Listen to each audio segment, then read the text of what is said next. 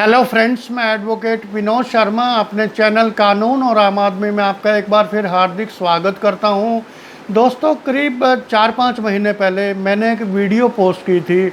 जिसका टाइटल था कि अगर किसी क्रिमिनल केस में आपका नाम है तो क्या मिलेगी सरकारी नौकरी। तो दोस्तों, उस वीडियो पर मुझे बहुत सारे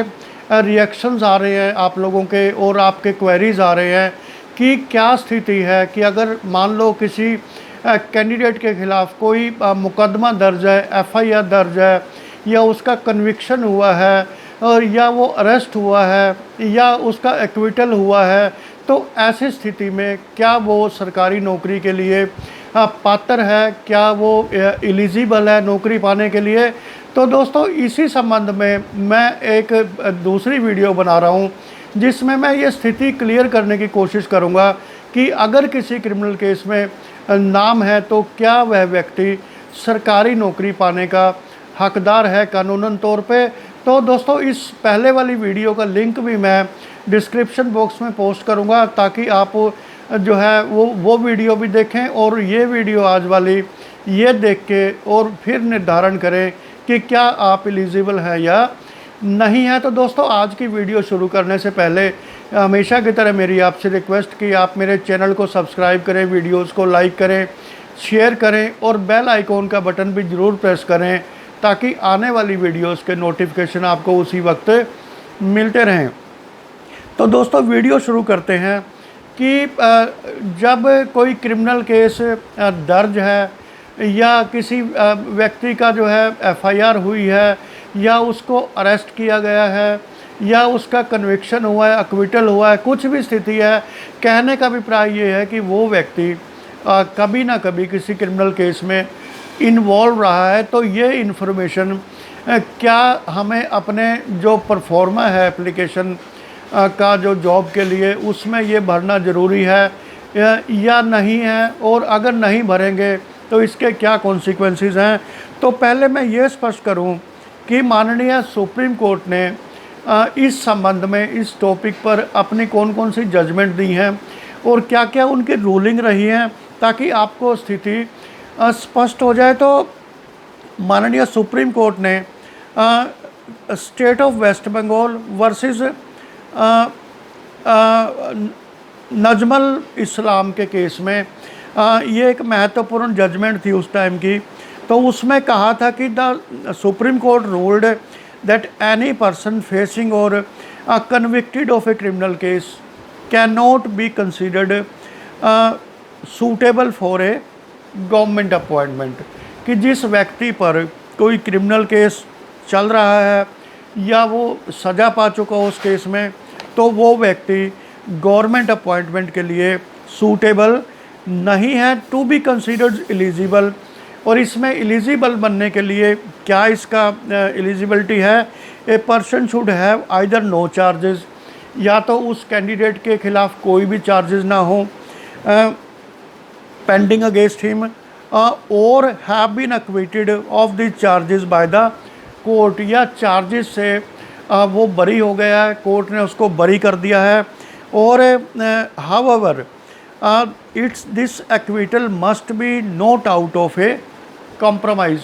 लेकिन जो एक्विटल कोर्ट में हुआ है वो बेनिफिट ऑफ डाउट के बेसिस पे नहीं होना चाहिए, और जो है वो कॉम्प्रोमाइज़ के बेस पे नहीं होना चाहिए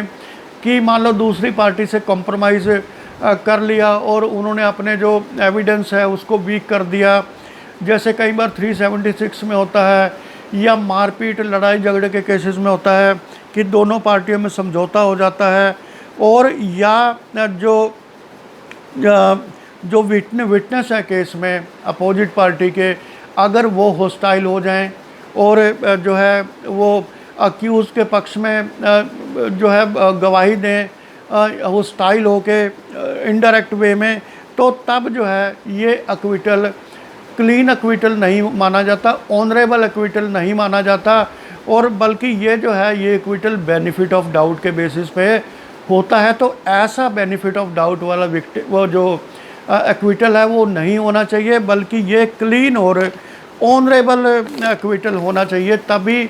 वो व्यक्ति सरकारी नौकरी के लिए अप्लाई कर सकता है, उसका सिलेक्शन हो सकता है और वो गवर्नमेंट जॉब कर सकता है। और Avtar Singh versus union of India के केस में माननीय सुप्रीम कोर्ट की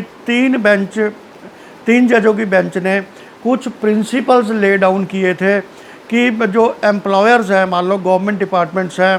कि वो ऐसे केसेस को डील करने के लिए उन प्रिंसिपल्स को फॉलो करें। जो सप्रेशन ऑफ इंफॉर्मेशन, अगर आप एप्लीकेशन में अपना कोई पूरा इन्फॉर्मेशन नहीं दे रहे हैं, ये नहीं बता रहे हैं उसमें कि मेरे खिलाफ़ कोई केस पेंडिंग है या नहीं है, एफआईआर पेंडिंग है या नहीं पेंडिंग है, तो उस संबंध में जो एम्प्लॉयर है, गवर्नमेंट डिपार्टमेंट है, उनको क्या एक्शन लेना चाहिए, ये भी माननीय सुप्रीम कोर्ट ने अवतार सिंह के केस में किया था। अब मैं आपको दूसरा केस बताता हूँ, Satish Kumar versus department of post. ये जो सेंट्रल एडमिनिस्ट्रेटिव ट्राइब्यूनल यानी कि कैट जिसको हम बोलते हैं, वो चंडीगढ़ बेंच ब्रांच में डिसाइड किया गया था। इसमें जो है जो अपैलेंट था उसकी सिलेक्शन डिपार्टमेंट ऑफ पोस्ट में हो गई थी, लेकिन उसने अपने एप्लीकेशन फॉर्म और वेरिफिकेशन फॉर्म में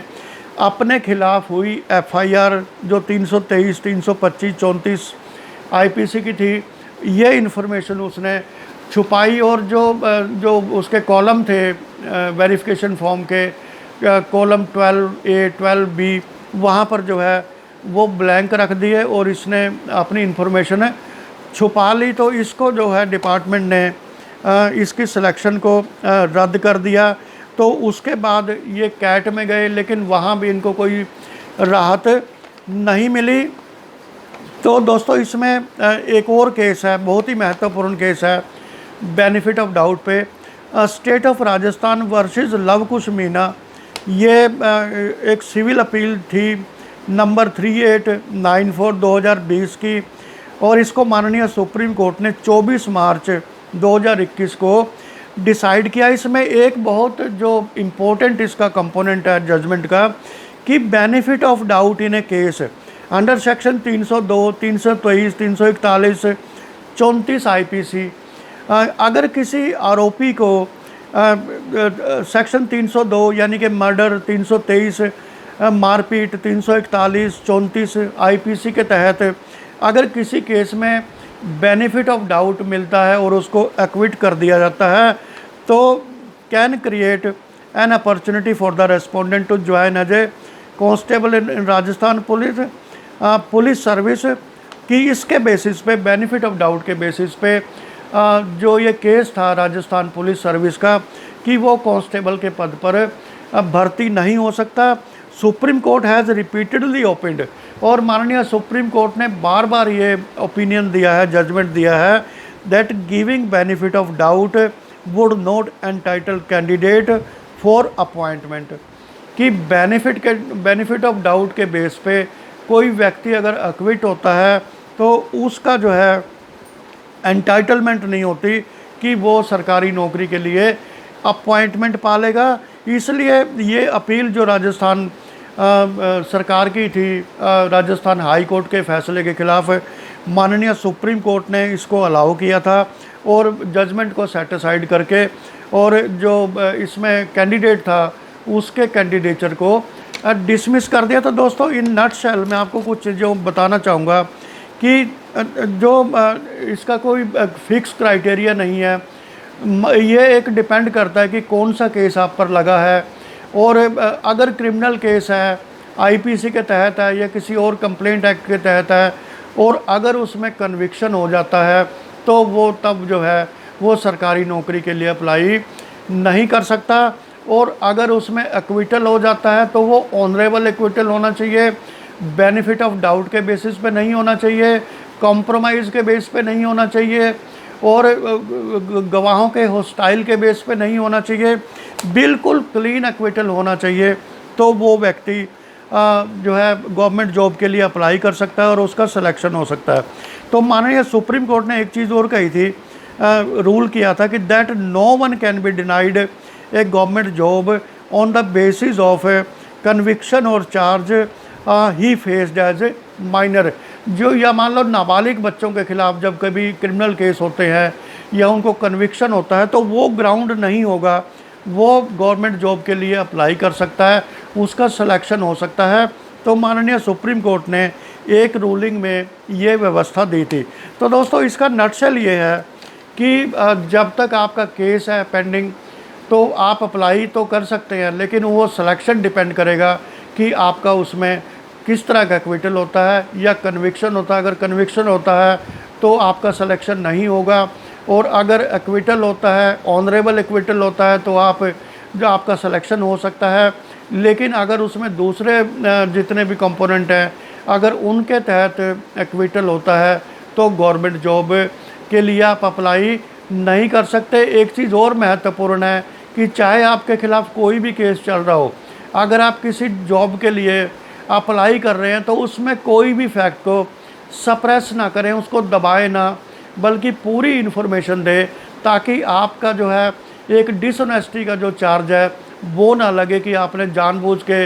इन्फॉर्मेशन दबाई और बाद में वो डिपार्टमेंट जब पुलिस वेरिफिकेशन कराता है ज्वाइनिंग से पहले, उस टाइम पता चले तो तब ज़्यादा बड़ी एम्बेरसमेंट होती है। इसलिए अपने फैक्ट्स के साथ बिल्कुल क्लियर रहो, और अगर आप अप्लाई करने के काबिल हैं तो आप कर सकते हैं, और अगर नहीं अप्लाई करने के काबिल हैं तो आप जो है गवर्नमेंट जॉब के बारे में सोचना बंद कर दो। दोस्तों आज की वीडियो में इतना ही, मिलता हूँ एक नई वीडियो के साथ, तब तक धन्यवाद।